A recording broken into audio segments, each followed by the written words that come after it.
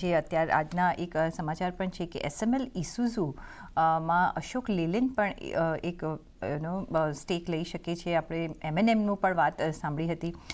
કઈ રીતના તમે જુઓ છો ગૌરાંગ? તમે કઈ નજર રાખી રહ્યા છો આ ન્યૂઝ પર?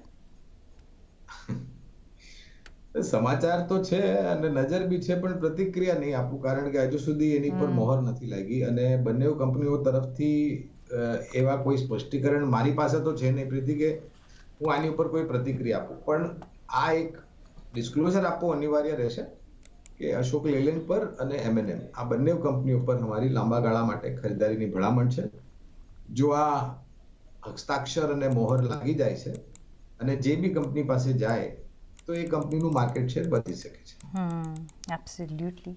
તો અશોક લેલેન્ડ અને M&M બંને પર લોંગ ટર્મ માટે પણ તમે અહીંયા નજર રાખી શકો છો. અને જેની આ ડીલ થશે એમાં ઓફકોર્સ એક કાઉન્ટરની એક માર્કેટ કેપ વધી જશે.